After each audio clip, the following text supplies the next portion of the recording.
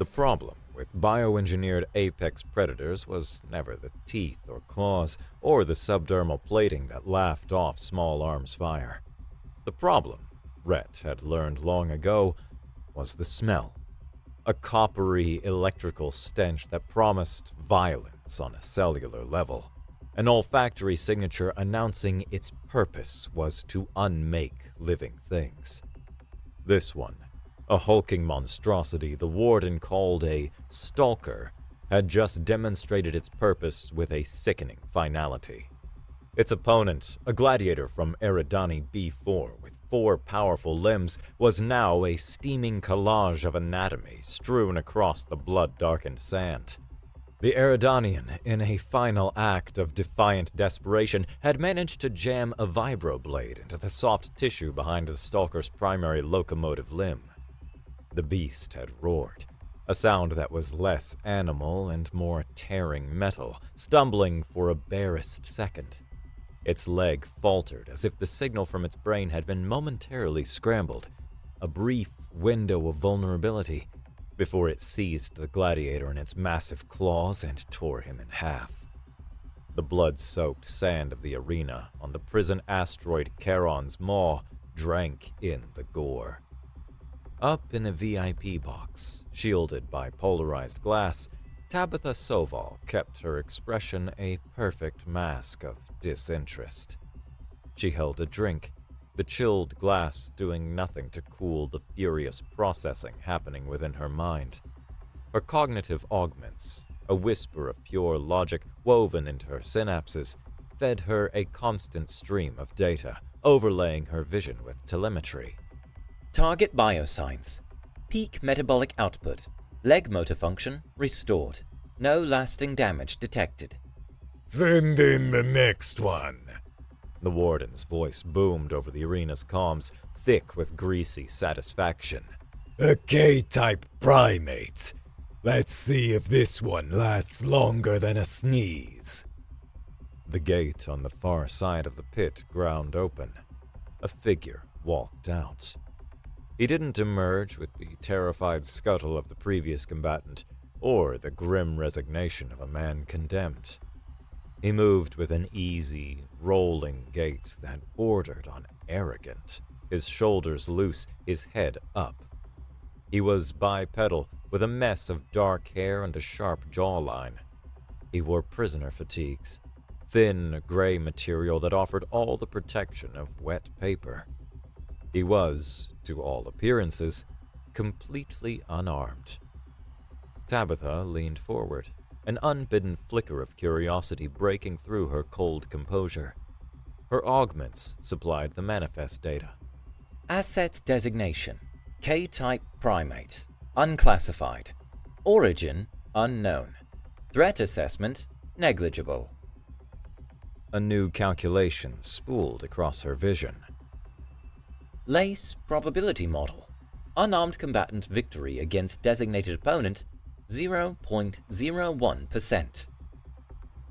Down in the pit, the stalker locked its 6 pupilless eyes on the new arrival. It lowered its head, a battering ram of bone and horn, and pawed at the sand. The primate, Rhett, just stood there. He cracked his neck, then his knuckles. He watched the beast, his eyes not on the intimidating horns or the murderous claws, but on the slight, almost imperceptible hitch in its hind leg. The momentary weakness the Eridanian had paid for with his life. He gave the beast a lazy, 2-fingered salute, and then he smiled. It was a predator's smile, full of teeth and devoid of warmth. The stalker bellowed its challenge and charged, a 4-ton battering ram of muscle and hate. The crowd roared. Tabitha expected him to dodge, to scramble, to die.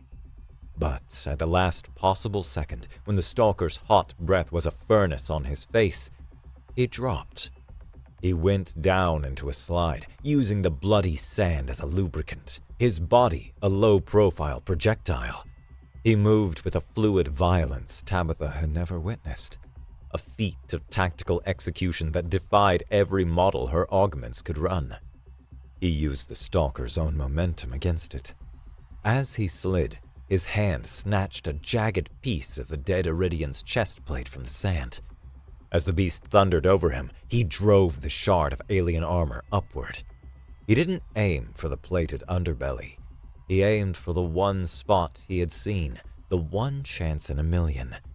He plunged the shard deep into the location where the Iridian's blade had found purchase, a fist-sized tertiary nerve cluster that he now severed with brutal finality. The stalker's charge faltered mid-stride. It stumbled, its entire back half going numb and useless. It let out a shriek of pain and baffled fury, twisting its massive torso to bring its claws around. But Rhett was already moving, using the creature's own body as a climbing frame. He vaulted onto its back, his movements economical and savage.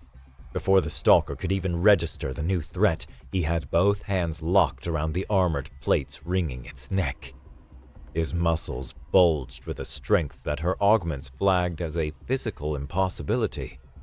There was a sound like a starship's hull groaning under stress, a series of sharp, cracking reports.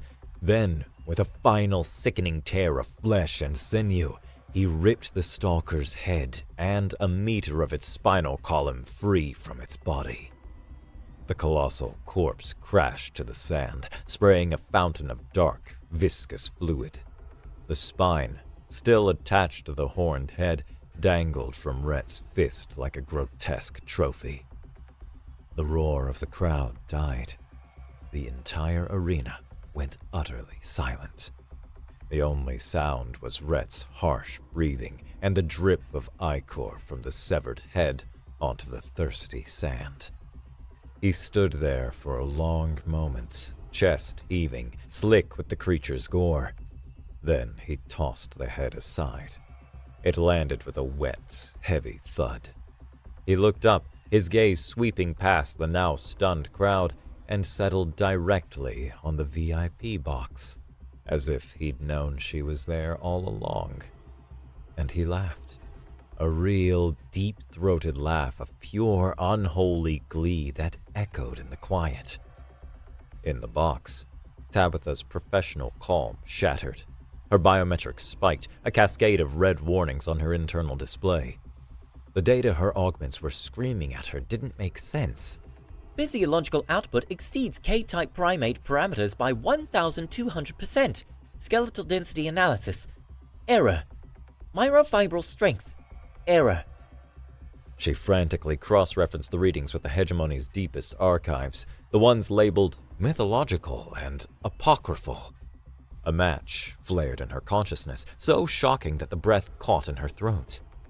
This wasn't a K-type primate.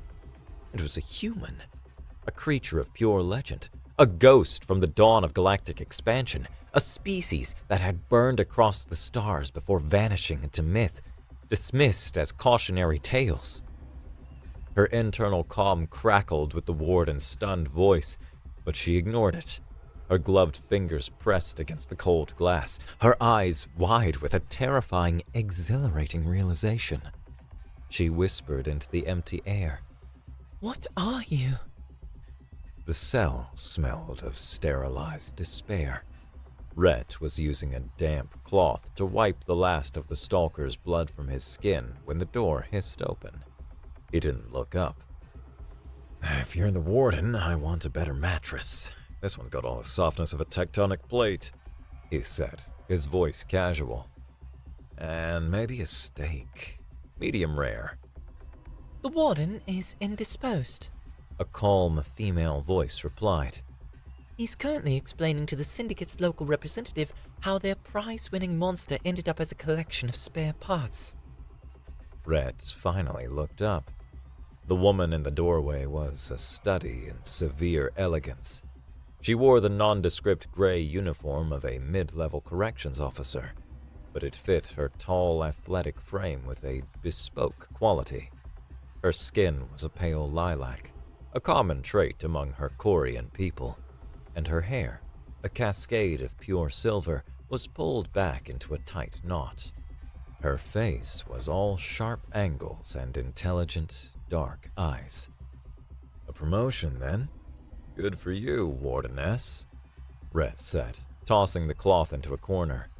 He leaned back against the wall, crossing his arms. What can I do for you?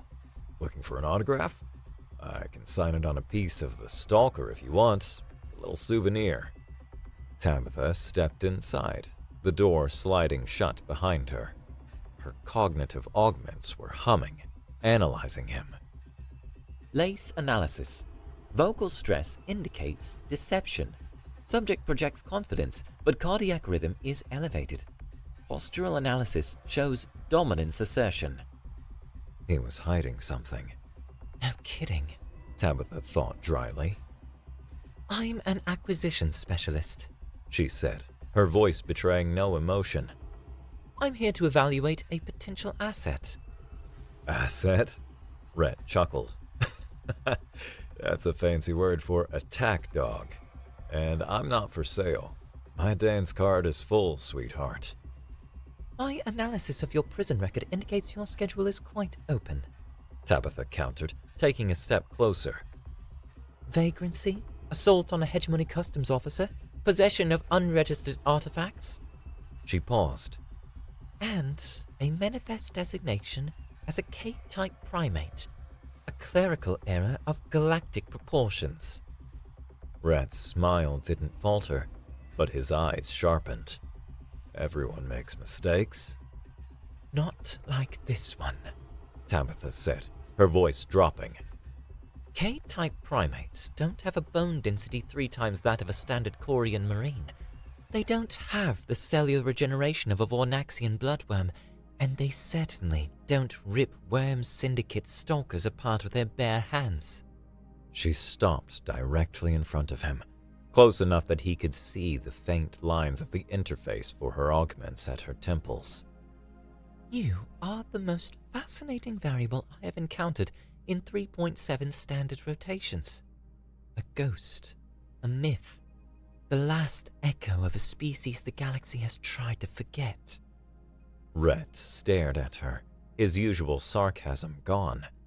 His gaze was analytical, taking in her uniform, her unwavering composure, the coiled tension in her stance.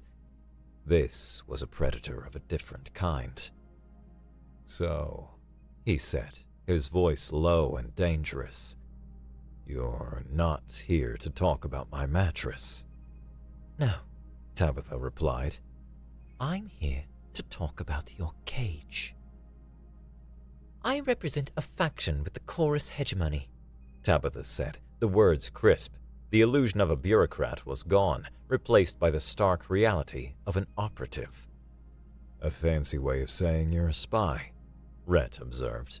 He was no longer relaxed. He was a spring, coiled and ready.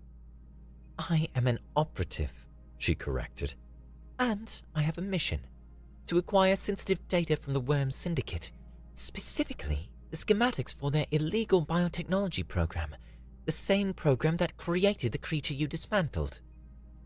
And you want me to be the can opener? Rhett finished. Go in, break things, and let you scoop up the prize. What's in it for me? A full pardon, Tabitha stated. Wiped clean, a new identity, transport to any neural system, freedom. It was a tempting offer. A life raft in a black ocean. But Rhett knew every life raft had a leak. He looked at her, at the unwavering confidence. She saw him as a tool, a biological weapon to be aimed and fired. One condition, he said, pushing off the wall. He closed the distance between them, violating her personal space, forcing her to look up to meet his gaze. Her augments buzzed with a low-level threat warning. I'm listening. Partners, he said, his voice a low growl. Not handler and asset. Partners. Equal say, equal risk, equal reward. I'm not your weapon. I'm your wingman. That's the deal. Take it or leave it.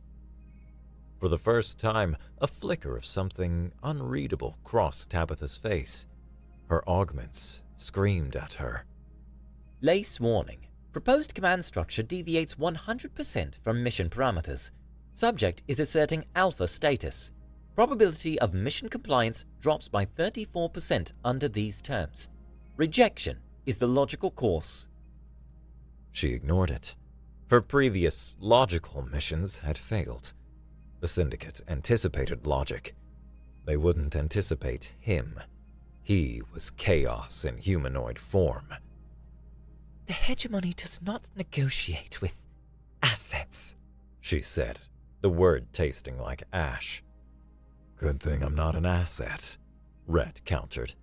I'm a human, and we don't do subordinate. A long moment stretched between them.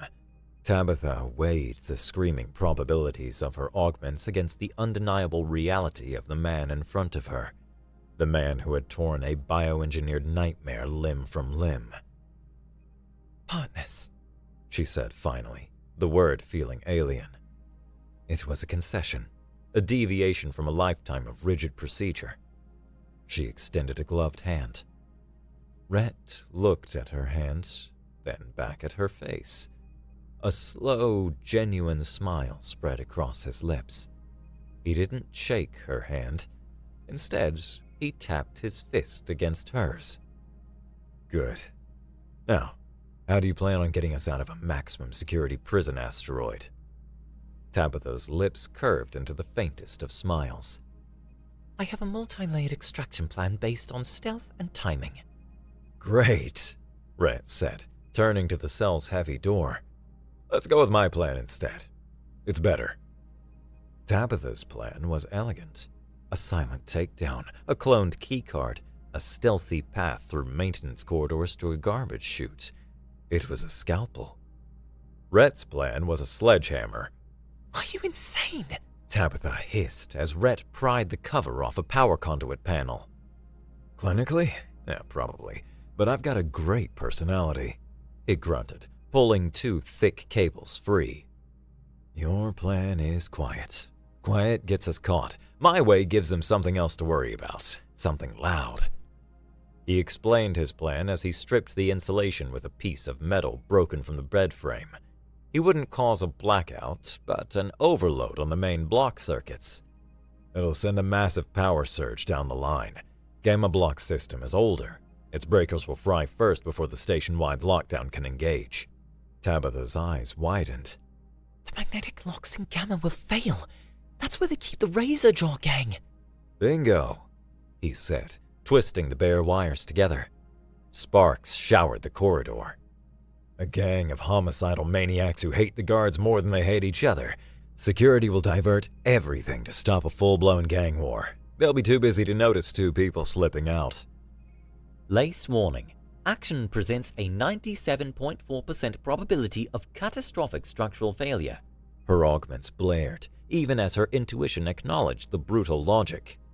However, Asset's tactical assessment of guard response is plausible. Recalculating. This is an incredible risk, she said, pressing against the wall as the arcing electricity grew more intense. Yeah, the best risks are. Rhett laughed. On 3. 1, 2. He slammed the exposed ends of the cable against the door's locking mechanism. The resulting explosion was a concussion that rattled her teeth. The Durasteel door blew outwards, a mangled frisbee of smoking metal that took out 2 guards rounding the corner. Alarms blared, a cacophony of shrieks and strobing red lights. Just as he predicted, deeper, more frantic alarms began to scream from a lower level. The razor jaws were out. See? Rhett yelled over the noise, stepping through the smoking hole. A targeted crisis! Tabitha stared at the carnage. Her every instinct screamed this was a failure. But then she heard the frantic shouts on the guards' comms. They weren't forming a perimeter around them. They were scrambling to contain Gamma Block. He'd unleashed a monster to cover their escape. He grabbed her hand. Come on, Wardeness. Don't want to be late for the party. He pulled her into the chaos. They ran, not through silent tunnels, but through the heart of the developing bedlam. Rhett moved through it like he was born in it, using the anarchy as a form of camouflage. It was messy, it was loud, it was profoundly illogical, and it worked perfectly. They reached the docking bay under the cover of a full-scale prison war. Tabitha's ship, the Stiletto, a sleek, matte black courier vessel, was where she'd left it. She sliced the docking clamps while Rhett laid down accurate covering fire with a pulse rifle he'd liberated from a guard. As the ramp hissed shut, sealing them in the cockpit, Tabitha slumped into the pilot's chair, heart hammering. She looked at Rhett, who was checking the rifle with the confidence of a career soldier. He was grinning, adrenaline singing in his veins. "Admit it," he said, catching her stare. "That was way more fun than the garbage chute." Tabitha looked at the chaos unfolding on the station's external monitors. Her augments were struggling to calculate the variables he introduced. She shut them down, silencing the noise in her head. "Just fly the ship, human," she said, but for the first time, there was no heat in her voice. The silence aboard the Stiletto was a stark contrast to the riot. The only sound was the hum of life support. Rhett had found the galley and was examining a nutrient paste dispenser with deep suspicion. "You have the technology to fold spacetime, but you can't synthesize a decent cheeseburger?" he asked, poking a tube labeled protein gruel. A galactic tragedy. Tabitha was at the navigation console, plotting a path through a dense asteroid field. "Sustenance is a matter of function, not pleasure," says the woman who's probably never had bacon, Rhett muttered. He abandoned the paste and slumped into the co-pilot's chair, staring out at the starfield. "You know," he said, his voice softer, "my ancestors, the ones on the colony ship, they didn't see this. Not really." Tabitha glanced over, her curiosity piqued. "What do you mean?" "They were in cryosleep or stuck inside a metal can for generations. For them, stars weren't this." He gestured at the viewport. "They were destinations, data points, symbols of hope. They didn't look at nav charts and whisper the names of the constellations they were leaving behind like prayers. They called the path forward the Starlight Road." He turned to look at her. "It's what they were always chasing. The starlight." The simple explanation landed with unexpected weight. It was a piece of his lost culture, offered without pretext. It was a moment of vulnerability so alien to her own experience that it pierced her armor. "You know, I'm gonna need something to call you besides Wardeness." "My designation is Tabitha," she said stiffly. "Too formal. It sounds like a tax audit," he decided. "How about Starlight?" Tabitha froze, her hands hovering over the controls. The name echoed the story he'd just told, imbuing it with a significance that felt heavy. It wasn't mocking. It felt intimate. Her augments offered a uselessly logical definition. Starlight. Noun. The visible electromagnetic radiation emitted by stars other than the sun. The sterile data was so inadequate it was laughable. It highlighted the chasm between her world of facts and his world of meaning. "My designation is Tabitha," she repeated, her voice tight. "Starlight it is," Rhett said with a decisive nod, as if she'd agreed. He settled back into his chair, a small, satisfied smile on his face, and closed his eyes. Tabitha stared at her console, but she wasn't seeing the navigation charts. She was seeing a ghost of a people, whispering the names of stars like prayers, and for the first time, she felt something her augments had no data for. The Onyx Nebula was a haven for scum and information brokers. Their destination was the Gilded Cage, a hollowed-out asteroid converted into a bazaar and rave. Their target was a data slicer named Vitz, who was rumored to have the Worm Syndicate's backdoor encryption keys. Tabitha's plan was meticulous. Fitz is paranoid. He sticks to the upper levels. I'll approach him under a cover identity, a corporate buyer. I will engage him, subtly scan his personal data slate for the key files, and we leave. Boring, Rhett said, shrugging on a worn leather jacket. And what happens when Mr. Four Eyes gets spooked by the scary lady in black and bolts into the rave downstairs? My plan has a 92% probability of success, Tabitha stated coolly. And a 100% probability of being a snooze fest, Rhett countered. He gave her a once-over. The black body glove, while practical, stood out. You look like you're here to assassinate a diplomat.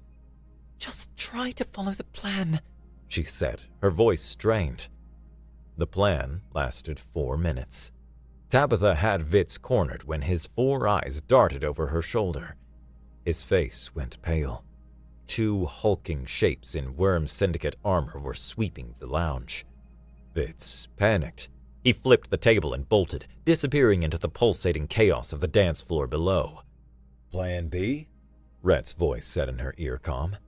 There is no plan B, she hissed back, pushing through the throng in pursuit. Oh, there's always a plan B, he replied cheerfully. And it's always more fun. Before she could demand an explanation, a fight broke out in the main bar. Within seconds, it had escalated into a full-blown brawl. It wasn't random. Tabitha watched, stunned, as Rhett moved through the periphery of the fight. He wasn't participating, he was conducting. A nudge here, a shouted insult there. He was using the fight like a sheepdog, creating a moving wall of chaos that herded the panicked clubgoers. And Vitz, terrified, was being funneled by the crowd directly into a darkened side corner where Tabitha was now waiting. She stepped out, grabbing the little Grorn by the scruff of his neck. Looking for me? 10 minutes later, they were back on the stiletto, Vitz's data slate in their possession.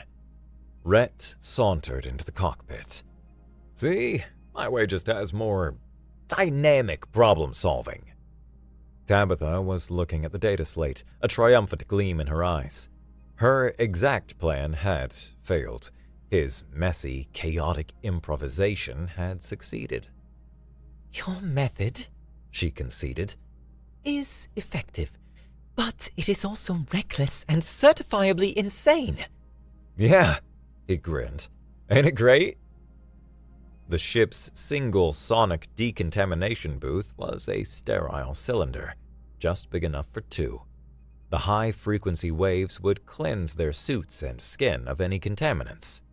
I still think a water shower is better, Rhett said, his voice muffled by the sonic hum. You can't brood moodily in a sonic shower. Critical design flaw. He was stripped to the waist, the white light glinting off his skin and highlighting the dense musculature of his back and shoulders. A jagged, pink plasma burn from the prison escape marred the skin over his ribs. The burn needs redressing, Tabitha said, her voice clinical. She reached out, her gloved fingers probing the wound's edges. The med gel had held, but the skin was inflamed. The space was tight, the air warm and humid. Her knuckles brushed his bare skin. A jolt, small but undeniable, went through her. Rhett didn't flinch. Just a scratch. It is a second-degree burn that could become infected, she countered. As she worked, applying a fresh layer of sealant, her gaze drifted to the other marks on his body, a constellation of old scars. One particularly nasty one, a puckered circle near his collarbone, looked ancient. Her fingers brushed it by accident. He reacted instantly, not by pulling away, but by reaching up. His hand, warm and calloused, settled on the back of her neck. His thumb began to rub small, slow circles at the base of her skull. You're tense, he murmured, his voice a low vibration. Tabitha froze. No one had ever touched her like that. In Korean culture, such a gesture was unthinkably intimate. It was a gesture of comfort, of care. It was so alien, so human. Her brain short-circuited. Lace analysis. Tactile contact initiated. Physiological response anomalous. Cortisol levels decreasing. Serotonin levels increasing. Recommending. The augments faltered. Rhett's thumb kept up its steady pressure. He wasn't being seductive, he was just easing the tension he saw in her. It was the most disarming thing anyone had ever done. She should have pulled away. Instead, she found herself leaning into the touch, just a fraction. Her eyes fluttered shut for a barest second. The decontamination cycle finished with a chime, breaking the spell. Tabitha stepped back, her professional mask snapping back into place, though it felt a size too small. The dressing is applied. We need to prepare for the void walk. She turned and left the booth without another word. Rhett watched her go, a curious, gentle expression on his face. This mission was getting more complicated, and he was starting to realize he didn't mind. The starless gulf between galactic arms was a perfect, silent emptiness. The Worm Syndicate's hidden biolab, Pandora's cradle, floated in the darkness, a jagged fusion of asteroid and structure bristling with weapons. Rhett and Tabitha moved through the vacuum, tethered together by a single cable. Her magnetic boots clanked softly on the stiletto's hull, while his were less elegant. Are you sure these things are secure? Rhett's voice crackled in her helmet comm. Feels like they were won at a carnival. They are standard issue emergency mag boots, Tabitha replied, moving with zero-G grace. They will hold, provided you don't make any sudden, idiotic movements. Sudden, idiotic movements are my brand, He shot back. You're messing with my brand integrity here, Starlight. Despite the banter, a different connection was forming. Out here, there was only the tether. His life was literally attached to hers. Every move she made, he felt. Every time he shifted, she had to compensate. They were a two-person celestial body, bound by their own private gravity. As they approached the station, they moved into the shadow of a large solar collector. Approaching the service hatch, Tabitha whispered. Thermal scans show it's unmanned. I'll slice the lock. Copy that, Rhett said. He fell silent, his gaze turning to the vast, swirling tapestry of the Onyx Nebula behind them. You know, it's almost peaceful out here. It is a vacuum, Tabitha pointed out. The absence of everything. No, it's the presence of everything else, he countered. All that space, all that possibility, makes you feel small, but in a good way. Tabitha paused, considering his words. Her augments offered no analysis. It was philosophy, not data, and it resonated. She felt the gentle pull of the tether connecting them. Small, yes, but not alone. The lock is sliced, she announced. Let's go put our problems back into perspective. She slipped through the hatch into the darkness. Rhett followed, the tether coiling behind him. They were in. Bound together, they stepped out of the vast emptiness and into the belly of the beast. The inside of Pandora's cradle was a sterile nightmare of cold, white metal and labs filled with humming stasis tubes, each containing some grotesque, half-formed horror. They were moving towards the central data core when the lights flickered and died. A synthesized voice echoed. Warning. Artificial gravity malfunction. System recalibrating. The floor lurched beneath them. Recalibrating? Rhett yelled, grabbing a support strut as gravity fluctuated from crushingly heavy to near zero. Suddenly, they were floating. A squad of Syndicate guards rounded the corner, their mag boots anchoring them to the floor. They opened fire. The shifting gravity threw Tabitha off balance. Her perfectly aimed shots went wide. A sudden lurch sent her tumbling into the open. Rhett, however, was thriving. He was laughing. Now this is what I'm talking about! He roared. He shoved off a wall, a human bullet colliding with a guard. He fired his pulse rifle, and the recoil sent him into a backward tumble, a move he corrected by using the guard's body as a brace to fire again. Tabitha watched in awe. In a world without rules, he was king. He wasn't just fighting in the chaos, he was the chaos. He used the unpredictable environment as a weapon, a whirlwind of acrobatic violence. She adapted. She stopped trying to fight the gravity and started flowing with it. Following his lead, she used a sudden drop in gravity to leap behind the remaining guards, her sidearm whispering twice. They collapsed. They landed together as the gravity field stabilized. The corridor was silent, littered with bodies. Rhett was breathing hard, a wild, ecstatic grin on his face. See? He said. Gravity is just a suggestion. Tabitha looked at him, at the joyful, deadly light in his eyes. She looked at the carnage, and she realized, with a certainty that shook her, that her augments had been wrong. Logic and probability were fine for filing reports. For winning wars against chaos, you needed a bigger monster, and she had found hers. The central core is this way, she said, her voice steady. Try not to break the station before we get the data. No promises, Starlight. He winked.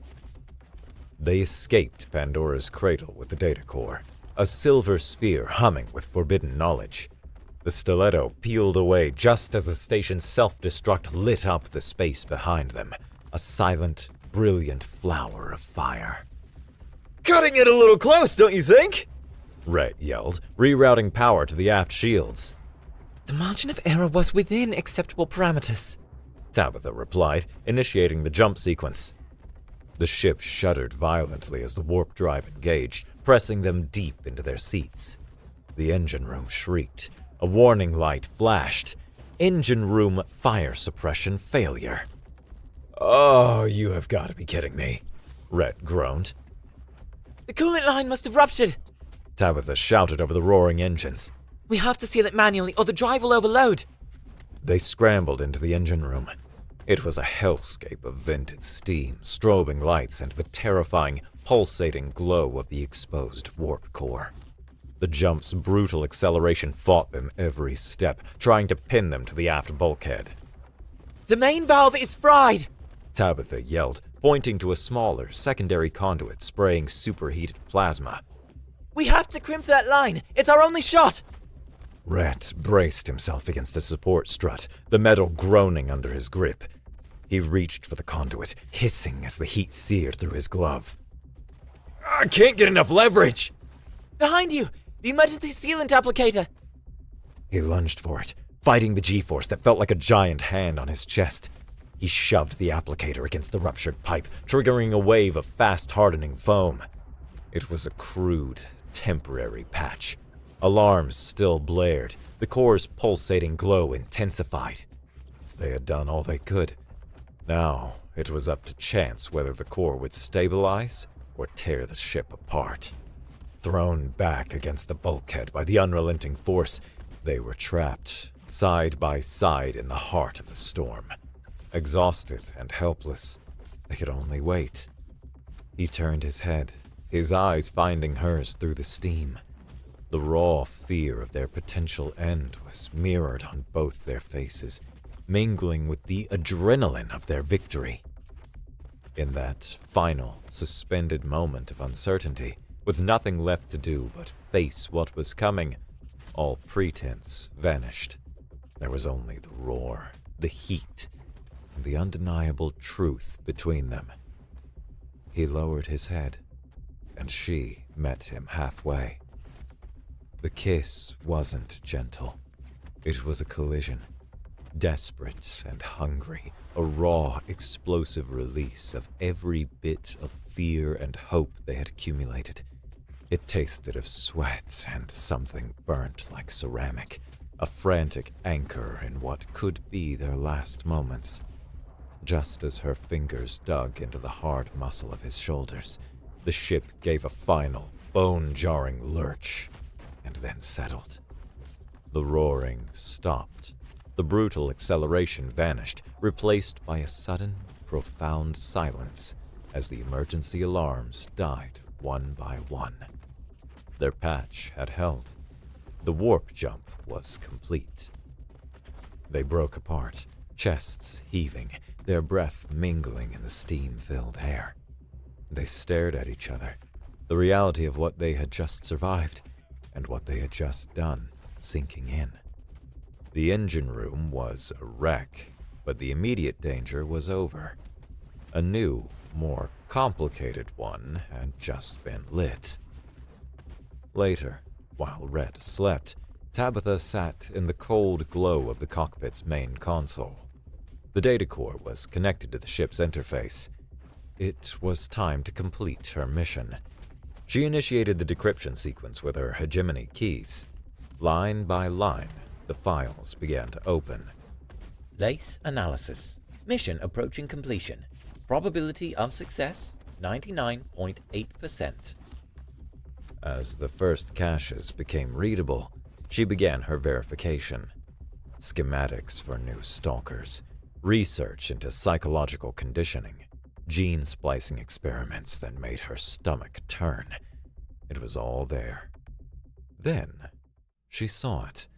A subfolder, buried deep, protected by a secondary encryption. Using the keys from Vitz, she cracked it. It was a transaction ledger, a list of buyers. Near the top, stamped with a seal she recognized with a sickening jolt, was the Chorus hegemony, her government. They weren't trying to steal the Syndicate's research. They were one of its biggest customers. The entire mission was a sham, corporate espionage to cut out the middleman. A cold dread washed over her. Her faith, her duty, the foundation of her life, crumbled. As if on cue, a priority communication channel opened. A holographic image of Commander Varix, her handler, flickered to life. "Soval," he said, his voice clipped. "Report." The data is acquired, Commander, she said, her own voice hollow. "I know. We received the tracker signal the moment you initiated the hegemony decryption suite." The words stole the air from her lungs. The data core. It was bait, a trap. She hadn't just been lied to. She had been set up. She was a disposable asset. "Your performance has been unorthodox but effective," Varix continued. "The data is invaluable. Transmit it now." He paused, his expression hardening. "Then, your final directive. The human asset has served its purpose. He is an unregistered, mythological class biological entity. He cannot be allowed to exist. Terminate him." The order was delivered with a dispassionate tone. Terminate the human. Erase the chaos. Tabitha looked from the cold face of her mentor to the cockpit door, behind which Rhett was sleeping. The man who had laughed in the face of death, who had followed her into hell, who had kissed her like he was drowning and she was the only air in the universe. Her augments were in full agreement with her handler. Lace analysis. Asset is a high-risk variable. Termination is the logical course of action. Tabitha stared at the face on the screen, the face of the man who had built her world and shattered it. She felt a cold, clean rage. She cut the connection. Rhett woke with a jolt. The ship was too quiet. He padded silently into the cockpit. Tabitha was standing there, silhouetted against the starfield. The atmosphere was heavy, charged in a way that made the hairs on his arms stand up. "Hey," he said softly. "Everything okay? You look like you just found out Santa Claus isn't real." She turned. Her expression was blank, a terrifying emptiness. "The mission is complete," she said, her voice flat. "I have the data." "That's great," he said, taking a cautious step forward. "So we ride off into the sunset, right? Partners?" She didn't answer. He saw it then, the subtle shift in her stance. Her hand was resting on the grip of her sidearm. His heart sank. "Tabitha, what's going on?" Her augments were a storm in her mind. Lace warning. Threat level critical. He has detected lethal intent. Probability of successfully terminating asset has dropped to 48%. Recommended action. Terminate now. But she was looking at his face. She saw the confusion, the dawning awareness, and beneath it all, a flash of genuine, profound hurt. The wound of betrayal. He was looking at her like she'd just ripped his heart out. Rhett saw the war in her eyes. He saw her hand tighten on her weapon, and he understood. "They told you to kill me, didn't they?" he asked. His voice was rough with pain. "Asset has served its purpose. Time to clean up the loose ends." He let out a short, bitter laugh, taking a half step back. "Should have known. A ghost and a spy. Never going to be a happy ending there." He looked at her hand on the weapon, then back into her eyes. "So, get on with it. Just do it, then." She couldn't. The cold logic of her entire life shattered against the truth of his pained resignation. Her hand fell away from her weapon. Seeing her hesitation was almost worse than a clean shot. The fight went out of him, replaced by a hollow disappointment. He turned his back on her, a gesture of disgust and finality, and walked towards the airlock where the single escape pod was housed. "The pod's yours," she said, her voice cracking. "They'll be coming for me, not you." He stopped at the door, but didn't turn around. "Yeah, good luck with that, partner." The word hung in the air, a poisoned dart. Then he was gone. The escape pod undocked. Rhett sat in the cramped cockpit, a cold fury warring with an aching heart. He was about to slam the thrusters when a proximity alert shrieked. A massive energy signature dropped out of warp. On his screen, the predatory silhouette of a worm syndicate marauder resolved out of the darkness. It fired, but not a torpedo. An energy net flared across the stiletto's engines. They were crippling it for boarding. The pieces clicked into place. The tracker, the hegemony keys, the syndicate arriving the second the data was verified. "They didn't just sell me out," Rhett gasped. "They set her up, too. They were never coming for her. They were letting the syndicate do their dirty work." His betrayal was a lie. They had both been played. His anger shifted, solidifying into a shared, righteous fury. He slammed his fist on the console. "Oh, hell no!" He spun the pod around. He wasn't done yet. Meanwhile, Tabitha was thrown against her console as the disabling shot hit. "Savalta Hegemony Command!" she yelled, getting only static. They had cut her loose. Heavy thuds echoed from the hull. They were being boarded. She drew her weapon as the airlock door was blasted inward. Syndicate shock troops poured in, led by the cybernetic brute, Marok. The little hegemony spy. Marok's gravelly voice boomed. You have something that belongs to us, and your masters were kind enough to give us your warp exit signature. He loomed over her. This is for my stalker, you bitch.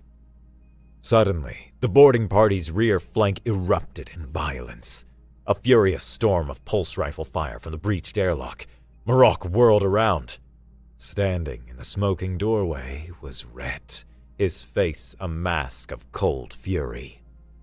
Get away from her, he snarled. You came back, Tabitha said, scrambling to her feet. Pod had a lousy entertainment system, Rhett grunted, laying down a scything arc of fire. Figured the show was better out here. He was back. The knowledge struck her with the force of a supernova. They fell into a natural rhythm, fighting back to back, a seamless dance of violence. His wild offense and her exact defense. They were a perfect two-person kill squad. But Marok was different. He charged Rhett, his cybernetic fist swinging. While Marok was focused on him, Tabitha flanked him. But Marok was fast. He spun, his plasma pistol leveling at her. Time seemed to slow down. She saw the weapon charging, the murder in his eyes. Tabitha! Rhett's roar was pure instinct. He shoved her, hard, throwing himself in front of her. The glancing plasma bolt struck him across the right side of his chest and shoulder. His jacket vaporized, the flesh beneath cooked. He screamed, a raw, agonized sound, and collapsed. It was the opening she needed. As Marok's weapon recoiled, Tabitha's rage became a cold, sharp point of ice. She fired twice. Her first shot blew out his knee. Her second punched through his visor. Marok crashed to the floor, dead. The fight was over. Tabitha ran to Rhett's side. The wound was catastrophic. You idiot, she sobbed, tears hot and unfamiliar on her cheeks. She dragged him towards the medbay. Hold on, just hold on. The emergency trauma stasis pod was their only chance. Tabitha guided Rhett into it. Gotta run, he rasped. The data. Mission complete. Tabitha's hands shook as she activated the stasis sequence. She looked from his dying form to the data core. The mission, the lies, her old life. The mission parameters changed, she said, her voice thick with emotion. She walked not to the data core, but to the ship's main console. With a scream of pure, cathartic rage, she slammed her pulse rifle into the port where she had inserted the hegemony decryption suite, shattering the interface. The link to her old masters was irrevocably broken. Then, she initiated a heavily encrypted, multi-vectored upload. She sent the damning files, the proof of her government's corruption, to a hidden dead drop server deep in the dark nets. A weapon for a future war. And so did the delivery address, she whispered. Finally, she walked to the airlock, the data core in her hands. She opened the outer door and hurled it out into the black, a useless symbol of her severed past. She returned to the pod. The readouts were a terrifying litany of red. He was stable, but only just. He looked at her from inside the freezing mist, a faint, pained smile on his lips. Partners, remember? He asked weakly. A true, small smile finally broke through her composure. Partners, she confirmed. She placed her hand on the cold glass of the pod, right over his heart. Oh, let's find somewhere quiet to get you patched up. She glanced at the stasis pod's worrying readouts. Relatively quiet. She sealed the pod. Alone in the cockpit of her battered ship, a fugitive from the only power she had ever served, with her only partner suspended between life and death, Tabitha Soval plotted a new course. Not to a hegemony base, to a name whispered in the darkest corners of the galaxy. A back-alley surgeon on a lawless moon. It was a 1 in a million chance. The Stiletto's engines, scarred but not broken, flared to life. Perfect odds for a couple of partners like them. The ship jumped to warp on a desperate race for freedom and a doctor, leaving the ghosts of their pasts to burn in the silent, star-dusted dark.